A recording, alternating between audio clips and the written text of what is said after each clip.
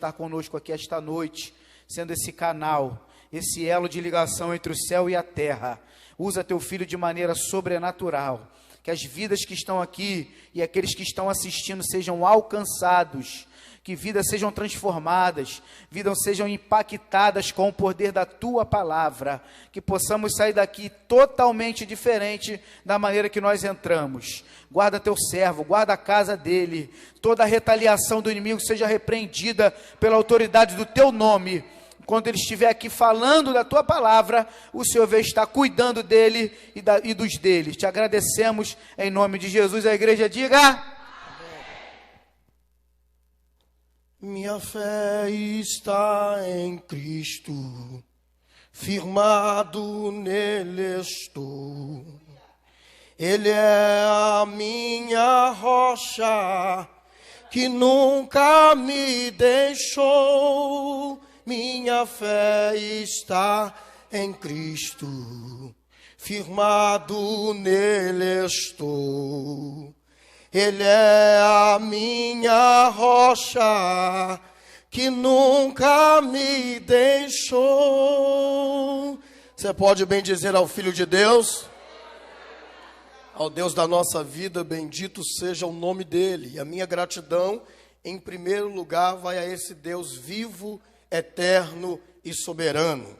Ao seu Filho que morreu para que eu e você tivesse vida e tivéssemos a sublime oportunidade de estarmos à sua casa. Então, a minha gratidão a Deus por mais uma oportunidade de servir a sua igreja, minha gratidão a nossos amados pastores Evandro e Leni, aos obreiros dessa casa, todos que corroboram para o crescimento desse rebanho, que Deus os abençoe.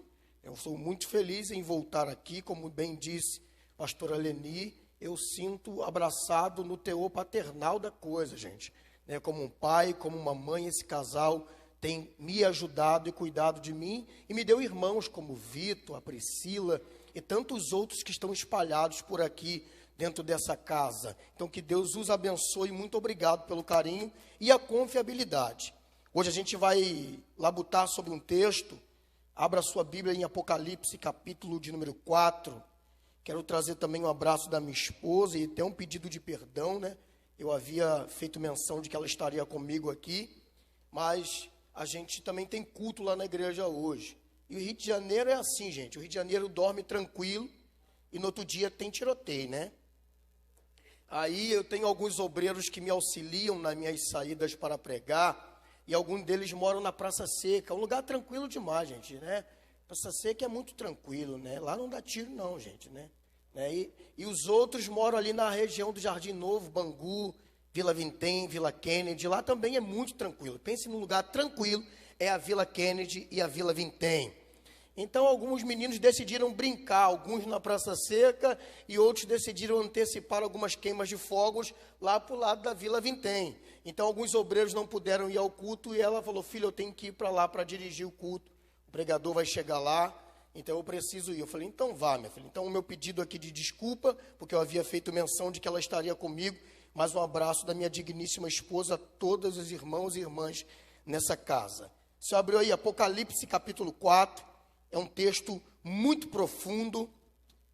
A gente vai analisá-lo aqui de forma teológica e depois vamos aplicar na nossa vida, porque é para isso que a Bíblia ela foi nos entregue. Nós analisamos a história, fazemos uso de algumas ferramentas como a exegese, a hermenêutica, chegamos ao entendimento do que o texto quer por ele sim dizer, e depois a gente aplica na nossa vida aquilo que cabe. O que não cabe fica apenas na somativa de história bíblica, mas aquilo que dá para aplicar por meio da espiritualidade do texto ou de algo doutrinário, a gente faz uso. E esse texto, ele não tem nenhum apego doutrinário aqui, é apenas algo no teor da história, da revelação, daquilo que vai acontecer a todos nós um dia. Veremos o que João agora está vendo, e louvado seja Deus por isso. Eu vou dizer de novo, porque não foi só o Vitor que entendeu.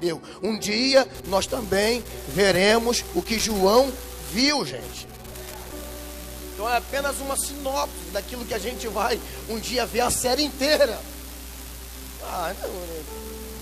É apenas uma pontinha daquilo que a gente vai ver, todos os capítulos, todas as temporadas, a gente vai ver muito mais. do que esse texto pode dizer. E por que eu te digo isso? Porque João vê e escreve. Amém? João vê e o livro de Apocalipse é difícil de entendê-lo, porque João usa de linguagem figurada. Ele não tem razão plena do que está vendo. E por isso ele tenta trazer da terra algo que possa explicar o que ele está vendo no céu. Só que o apóstolo Paulo vai dizer uma coisa que me fez coçar a cabeça. Quando ele fala que vai até o terceiro céu e vê coisas que não pode dizer aos homens. Só que em contrapartida, João vai ao céu e escreve a que ver os homens. Então eu fico entendendo.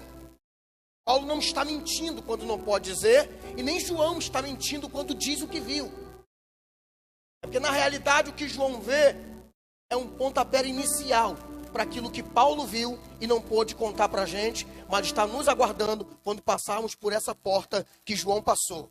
Então o céu é muito mais do que rua de ouro e muito mais do que lago de cristal. O céu é muito mais do que qualquer homem pode explicar, porque segundo a Bíblia, eu acredito nela, é aquilo que o olho não viu, o ouvido não ouviu e nem sequer subiu ao coração do homem. Então João tentou dizer aquilo que um dia Jesus vai nos mostrar a olho nu, irmãos. Louvado seja Deus por isso. Então o capítulo 4 diz assim: e depois dessas coisas olhei, e eis que havia uma porta aberta no céu. E a primeira voz que ouvi, que era como a trombeta ao falar comigo, disse: suba aqui, e eu lhe mostrarei o que deve acontecer depois dessas coisas. Imediatamente eu me achei no Espírito, e eis que havia um trono armado no céu, e alguém estava sentado no trono.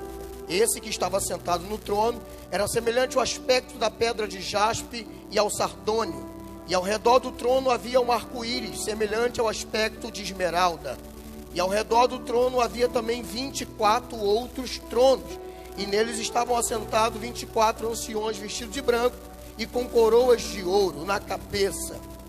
E do trono saía relâmpagos, vozes e trovões. E diante do trono estavam acesas 7 tochas de fogo, que são os 7 Espíritos de Deus. E diante do trono havia algo como um mar de vidro, semelhante ao cristal.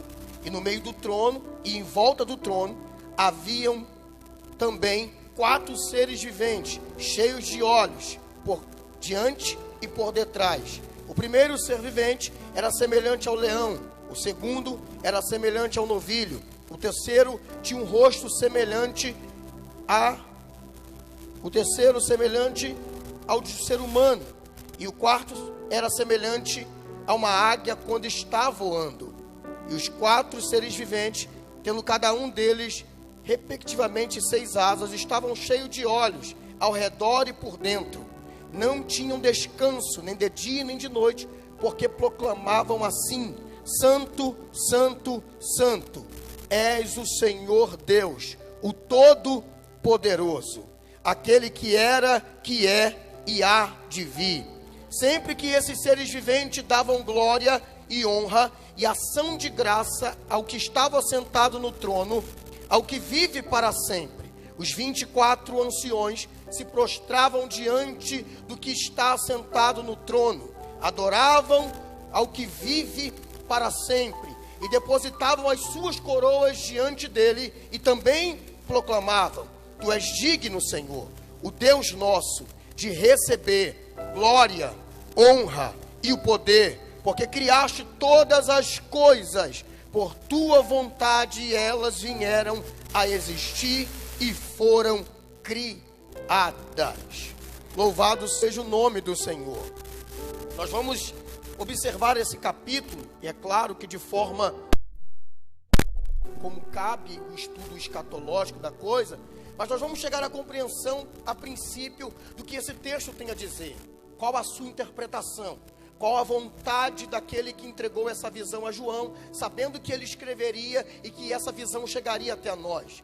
De forma antecipada, o nosso Senhor Deus já sabia que esse livro um dia estaria sendo lido, estudado e pregado aqui nesse lugar. Então, claro, para não nos deixar turbados e nem sequer confusos ou abertos a qualquer tipo de interpretação que não fosse a original. O Espírito de Deus já ia preparar os nossos corações, alimentar as nossas estruturas teológicas, levantar homens com conhecimento tanto quanto mais adiantado do que o nosso, para que textos como esse não ficassem escondidos por trás de uma ignorância ou um analfabetismo teológico. Não, Deus já sabia que nós precisávamos de tal conhecimento. Então, de modo investigativo, homens seriam inspirados por Deus para chegar ao conhecimento do que esse texto tem a nos mostrar. E é lindo o que está sendo apresentado aqui, é profundo o que está sendo mensurado aqui, é algo muito extraordinário. Há uma porta agora abrindo-se para dar iniciativamente um caminho a João observar coisas que ele ainda não havia observado, porque do capítulo 1 ao capítulo 3, João tem uma visão magnífica do Cristo, mas deixa eu te dizer uma coisa, isso não é novo para ele. E por que não é novo? Porque ele viu isso aqui lá no Monte da Transfiguração. O Cristo que lhe aparece aqui é o mesmo que de modo sobrenatural, transcendental, se apresenta a ele, Tiago e a Pedro. Então o que ele está vendo aqui da parte de Cristo não é nada estrondoso aos seus olhos, porque ele já havia visto o Filho de Deus em toda a sua glória. E é por isso que do capítulo 1, ele começa apenas com o prólogo. Do capítulo 2 e 3, ele recebe uma mensagem direcionada às 7 igrejas da Ásia. Então, do capítulo 1 ao 3, Jesus está conversando com João, lhe apresentando coisas da terra.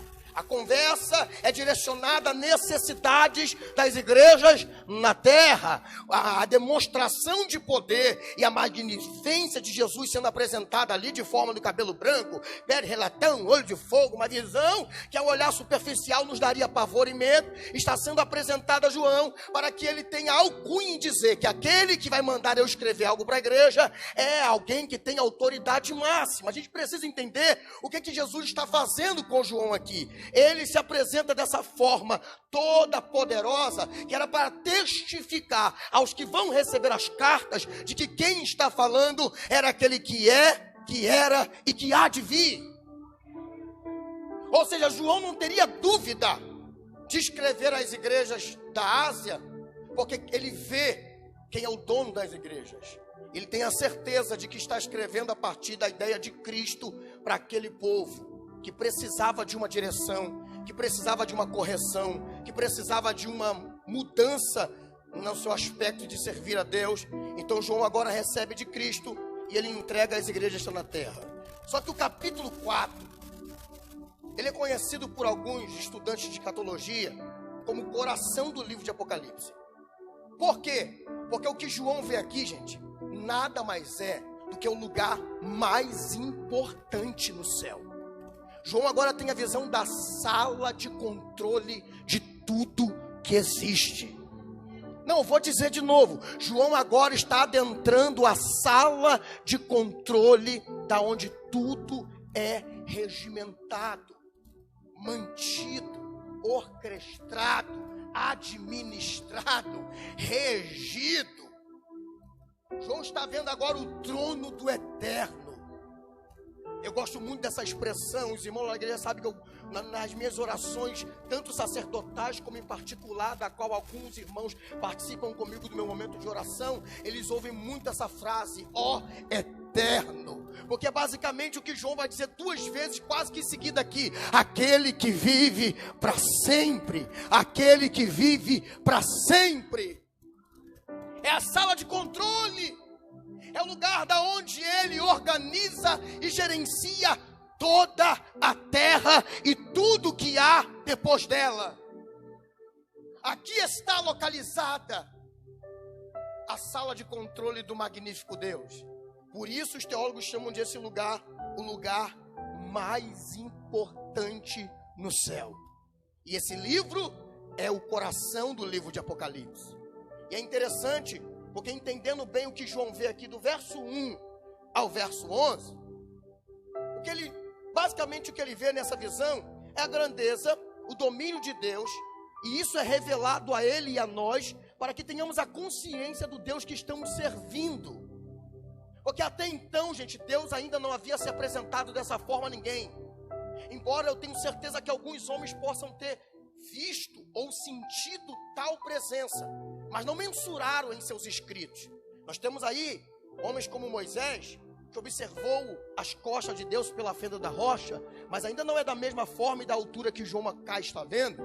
Nós temos outros que têm experiências espirituais com Deus, mas também não de forma tão profunda. Então essa é a vez que agora Deus está se mostrando e permitindo com que João veja coisas que ninguém ainda viu. Então qual é o intuito, qual é a interpretação desse texto? O que João escreve aqui é a grandeza de Deus revelada a ele. E qual é o propósito dessa visão apresentada a João? É para que ele e todos que viessem ler o livro que ele escreveu tivessem a consciência de que estão servindo a um Deus cujo poder nunca terá fim, cujo trono é exaltado além das alturas, a qual não houve, não há e nem haverá algum Deus que se compare como ele. Afinal, não existe Deus além desse Deus. Ele é o Todo-Poderoso, ele é o Kadosh, Kadosh, Kadosh, o sentado sobre o trono, cujo trono é eterno e magnífico. É isso que João está vendo e é isso que ele escreve, e é este o propósito desse capítulo 4, do seu verso 1 ao 11, é nos apresentar um Deus todo-poderoso, e ainda que de forma simbólica, e talvez tão discutida, tão aguerrida, as interpretações na sala, que está aí, Apocalipse, Ezequiel e Daniel são livros que são discutidos a ferro e fogo nas salas de teologia, porque é linguagem figurativa, gente. O máximo que João fala é semelhante, ou seja, parece. Nem ele tem a certeza se os animais têm mesmo a cara de homem, cara de leão. É semelhante. Porque é indescritível, gente. Quem aqui lembra do dia que foi batizado com o Espírito Santo? Quem aqui lembra? Foi normal, pastor Marcelo? As pernas, o coração, os olhos. Isso é só o tocar interior. Imagine agora o tocar interior com uma visão no exterior. É isso que João está sentindo.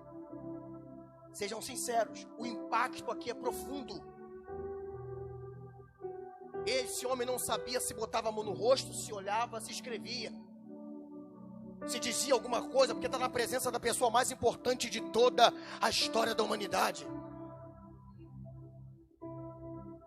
A Bíblia diz que outros homens, quando tiveram essa visão, o Isaías vê a mesma coisa no capítulo 6, e tu, de mim que vou morrendo, porque eu vejo o Deus de toda glória. O Ezequiel no capítulo 1 fica doido, porque é a visão daquele que rege tudo, gente. É uma mistura de emoção com toque espiritual, é o organismo fadado às fraquezas carnais, sendo agora tocado pelo ambiente espiritual profundo, e ele sabe que está na presença de alguém que é o Todo-Poderoso. Então é por isso que ele não tem basicamente a certeza do que vê, por isso fala semelhante, e aí abre as discussões, e é por isso que eu também não vou entrar por elas. Se tivesse um ambiente de estudo onde o tempo me caberia, eu talvez tentaria percorrer algumas linhas teológicas para discutirmos algumas posições.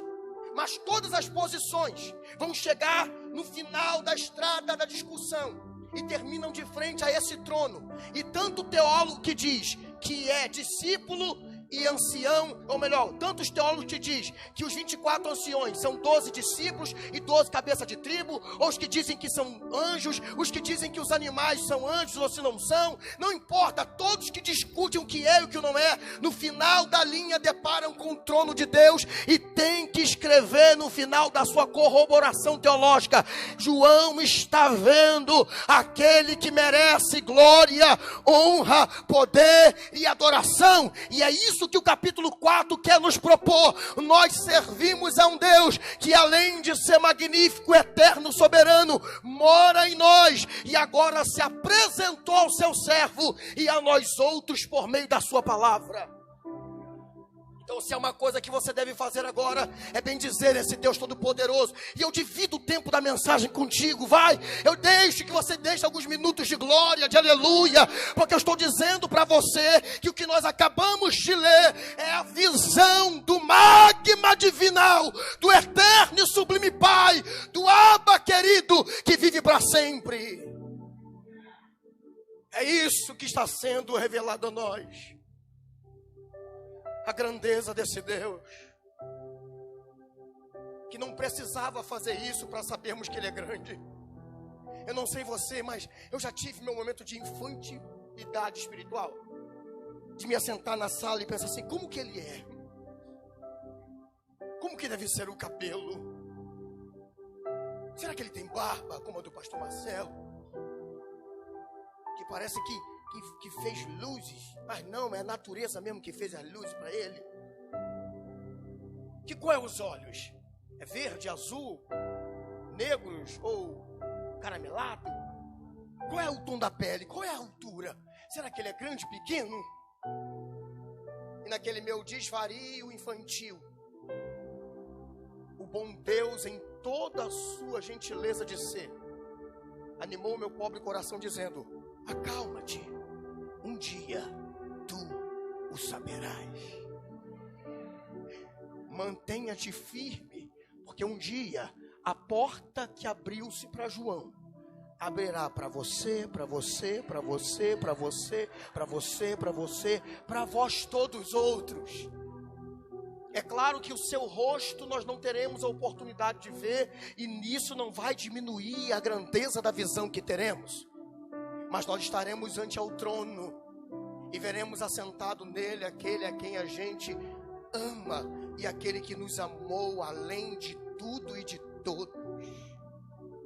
Mas dá para entender algumas coisas, algumas verdades nesse texto, que eu posso pegar aqui como aplicação para esse ambiente espiritual da nossa vida e que vai nos trazer consciência de como andar com ele, de como viver e de como entender a sua conduta diante da vida daquele que se entregou para ele.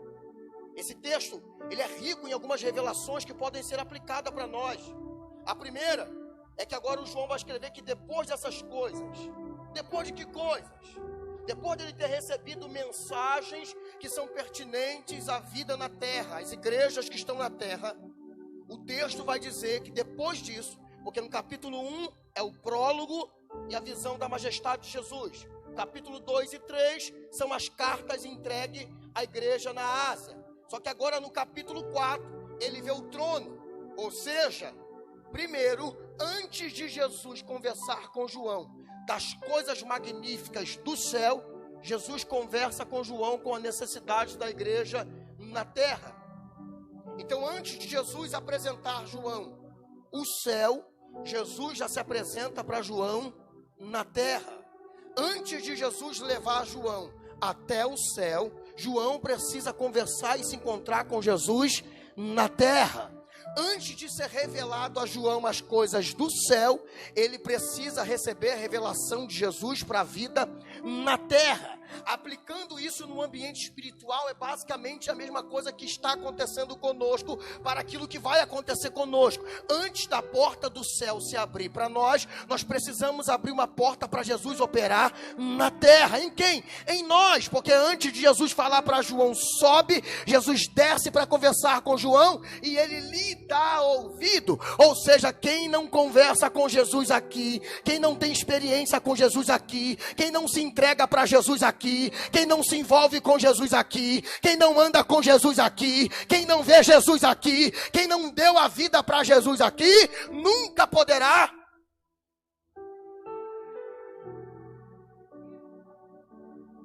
Aqui eu decido viver a minha vida do meu jeito. Aqui eu desejo viver a minha vida da minha forma.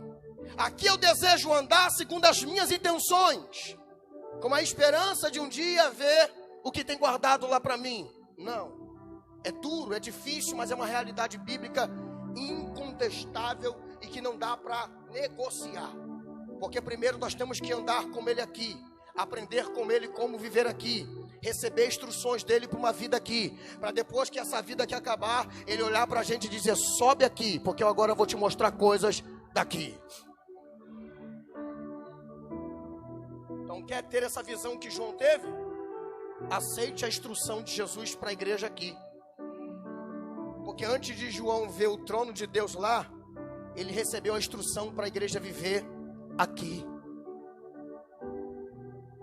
E o interessante é que as cartas à igreja da Ásia, de modo espiritual, entendendo as coisas, ela fala de diversos tipos de igreja dentro de uma igreja.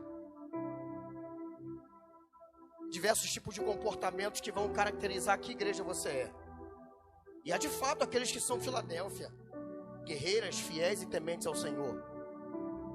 Mas há também aqueles que se comportam como Laodiceia, que até gostam de vir aos cultos, até fazem parte do corpo, até estão caminhando, até têm a camisa da Vale de Bênção, mas o seu comportamento a partir daquelas portas negligencia a maneira correta de viver.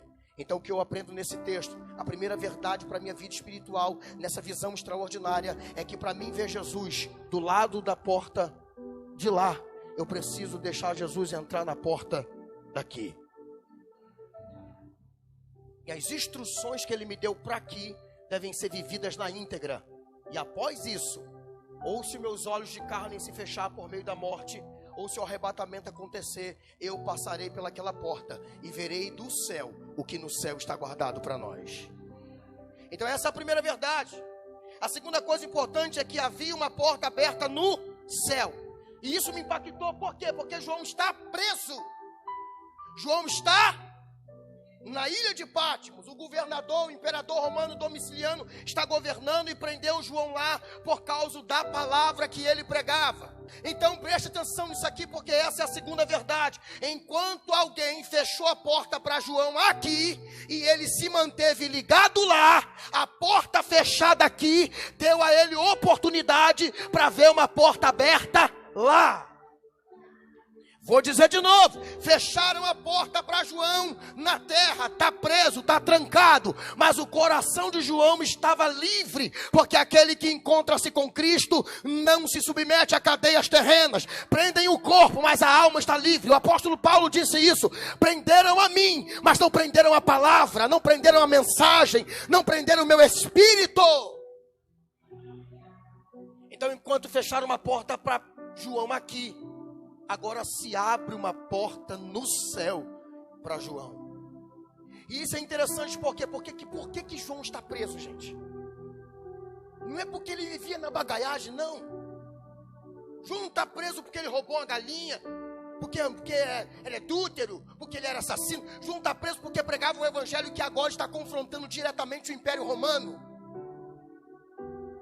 E agora ele vai para Patmos, e a visão que tem a princípio é: o que vê, escreve as 7 igrejas. Tá doido, meu. Chega aqui, Jesus. Dá uma olhada nas correntes. Tudo isso aqui é por isso aí, por falar pro pessoal o que tu mandou. Lembra de Jeremias? Tu me seduziu. Eu me apaixonei por ti. Tu me engamelou. E agora, por causa de ti, olha onde eu estou. Mas eu prometi para mim mesmo que não falaria mais das tuas palavras. Mas quando penso isso, queima um fogo dentro de mim. E eu não consigo parar de dizer as tuas palavras. É isso que está acontecendo com João. Ele olha para as cadeias e diz: é por causa da palavra que eu fui preso. Mas é por causa dela também que eu vou ser liberto. Seja nesse corpo ou na vida vindoura. E agora ele recebe uma visão do céu. Por quê? Porque embora estivesse preso na terra, estava livre para o céu. Coração aberto para o céu. Não havia cadeados na emoção e nem na alma de João. Embora esteja sofrendo pelo evangelho, a mente dele está aberta para o evangelho. E isso possibilitou ele. E Deus disse: já que fecharam uma porta para você na terra, eu abro uma porta aqui no céu. Sobe e vê.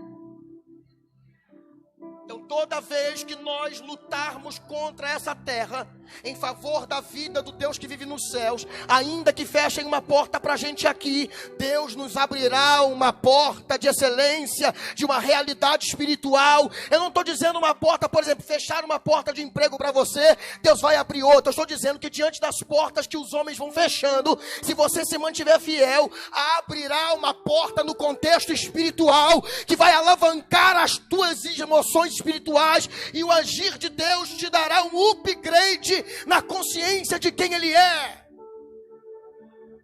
Porque é isso que acontece com João agora. Ele sofre um upgrade na sua alma. Estava conversando até então com Jesus de coisas daqui, só que se manteve fiel a entregar a mensagem. E agora Jesus abre uma porta da eternidade, ou seja, enquanto ele se comprometeu em continuar sendo fiel no mundo natural, o mundo espiritual estava abrindo portas espirituais para que a alma de João visse o que ninguém viu.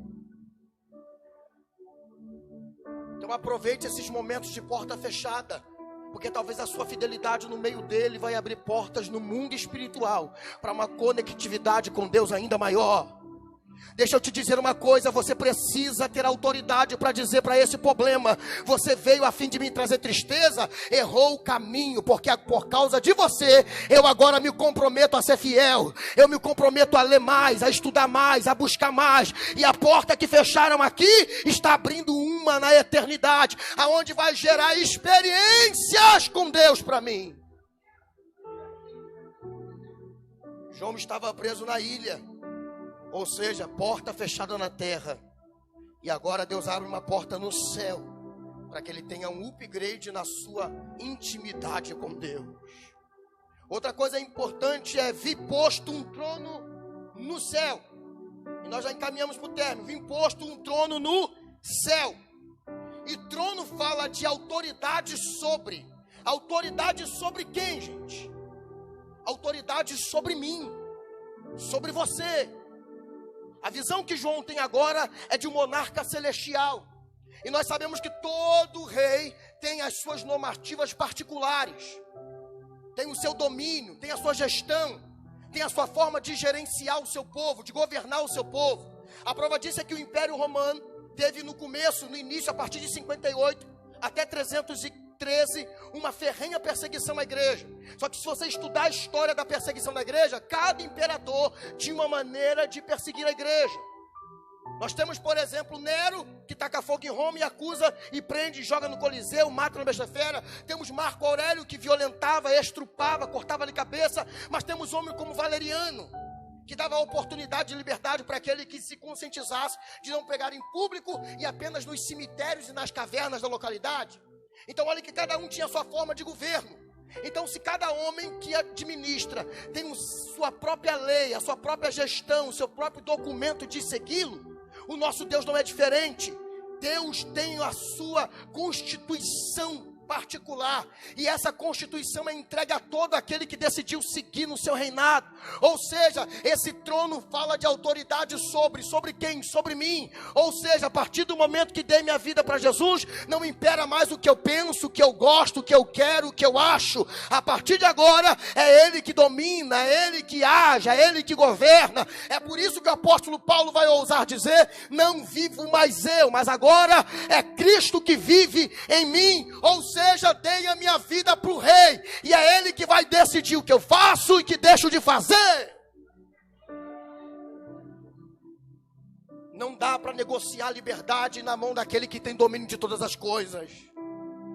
Eu costumo dizer, eu acredito no livre-arbítrio plenamente, mas eu também acredito que a partir do momento que dei minha vida para Jesus, eu dei também a rota da minha vida.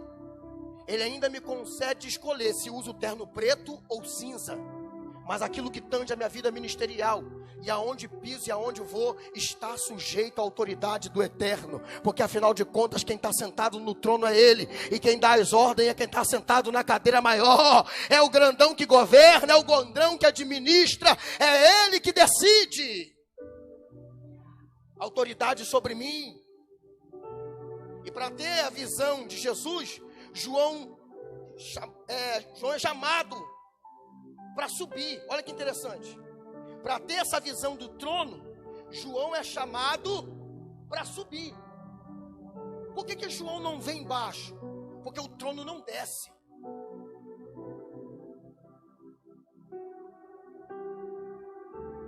Por que Jesus está no mesmo ambiente espiritual que João vai falar? Sobe aqui. Por quê? Porque o trono não desce. Isso significa que o trono não sofre variação. Hoje está em cima, amanhã está embaixo. Não. O temperamento do trono é um só. A ordem é uma só. Ele é o mesmo ontem, hoje e eternamente. É eu que tenho que subir a esse nível para aprender com quem Ele é e para ver do que Ele é. O trono é para gente que está habilitada. Primeiro para descer, para depois subir. Primeiro para se humilhar, para depois ser exaltado. Visão do trono é para quem está disposto a sofrer um upgrade na alma. Daí de baixo, dos teus costumes, da tua maneira carnal de viver, dos teus desejos humanistas, da tua visão terrena, você não consegue ver. Daí de baixo, das suas fraquezas, dos seus desejos particulares, você não consegue enxergar. Quer ver o trono? Sai debaixo dessa montoeira de coisas que te oprime e sobe para vê-lo. Sobe para vê-lo. A glória de Deus lhe é revelada agora. A primeira coisa que João lhe vê, depois que ele entende que tem que subir para isso, e sair debaixo do montão de coisas que prendiam, a glória é revelada agora para ele. E ele vê que o que está sentado no trono é como a jaspe. E a jaspe é cristalina. Isso fala de santidade. E parece também que é meio de sardônio, que vem da cidade de Sardes, da onde essa pedra ela é extraída, e é uma pedra avermelhada. Isso fala de governo.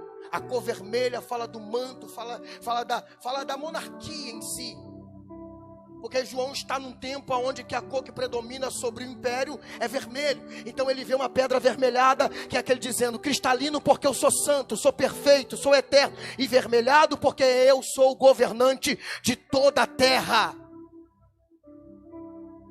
Roma te prende, mas eu tenho autoridade para te soltar a hora que eu quiser. Segue aí, ele vê um arco-íris. E o que é um arco-íris? O arco-íris, gente, ele é um fenômeno óptico. Ele é resultante da dispersão de gotículas de água, que vai trazer ali aquela clareza. E não necessariamente o arco-íris pode ser colorido, porque ele vai refletir as luzes que o sol e a natureza junta tudo ali, um negócio todo. Não sou cientista para explicar, eu só sei que o arco-íris é um fenômeno óptico. Foi isso que eu estudei. É um fenômeno óptico resultante das gotículas de água que são suspensas na atmosfera. Isso é o arco-íris. Vou dizer de novo: um fenômeno óptico resultante de gotículas de água que sobem na atmosfera. Só que o arco-íris que ele vê não é colorido. É brilhante como um arco-íris, mas é verde como a esmeralda.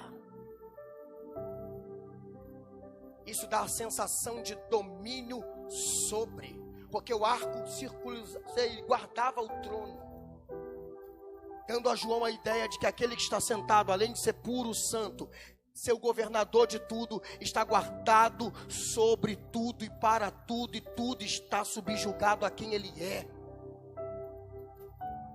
A visão é magnífica. Se coloca de pé. João agora vai ver 24 anciões. E como eu disse a vocês, há uma discussão de quem são esses 24 anciões. Há correntes que dizem que são 12 apóstolos e 12 cabeças de tribo. Essa corrente vai se aproximar dizendo o seguinte: que isso quer dizer que os governos da terra, tanto da antiga aliança como da nova aliança, estão subjugados a quem ele é, na hora que eles tiram a coroa e se submetem à grandeza desse Deus. João também vê as tochas de fogo, que está com E minúsculo, falando os 7 Espíritos de Deus. Aí há uma discussão se são 7 anjos, se são 7 seres celestiais não descritos pela Bíblia, mas há uma corrente que diz que é tudo referente ao Espírito Santo. Características, faces desse Espírito, faces de atividade desse único Espírito de Deus. E agora as discussões que falam que são anjos, que é isso, que é aquilo, chegam apenas à consciência de que essas visões apontam apenas para o trono. Seja se os 24 anciões são 12 apóstolos de 12 cabeças de tribo, não importa. O que importa é que esses apontam para o governo totalizado na mão daquele que está no trono. Se de fato são 12 apóstolos, a nova aliança está sujeita a ele. Se são 12 cabeças de tribo, a antiga aliança está sujeita a ele. Esses 7 espíritos que vão ao seu lado, se eles são seres espirituais, se são seres angelicais, ou se são de fato as 7 faces do Espírito Santo, quer dizer que tudo isso está submetido ao que está sentado no trono. Ou seja, o governo espiritual está dado a ele. E os 4 seres viventes? Há quem diz que são 4 arcanjos, 4 serafins. Há quem diz que faz referência aos 4 evangelhos. Se uma corrente ou outra estiver certa, pouco importa. O que importa é que esses 4 seres são colocados ali para a magnificência, para a magnitude e para o esplendor. Porque embora João, olha isso daqui, embora João, eu vou falar, papai do céu, já até passei do tempo, eu tenho que terminar. Embora João vê uns seres diferenciados, pense nesse bicho, cara de homem cheio de olho, cara de novilho cheio de olho, cara de águia cheio de olho, cara de leão cheio de olho, ancião botando coroa no chão, tochas de fogo como espíritos flamejantes. João termina olhando para onde?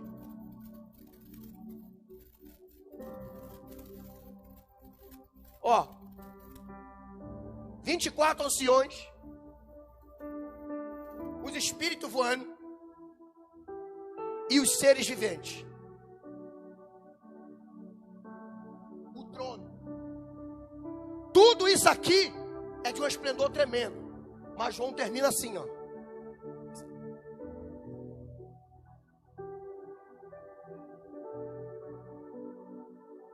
Tanto estes como estes estão dizendo que este que está sentado aqui é santo, santo, santo, Deus Todo-Poderoso.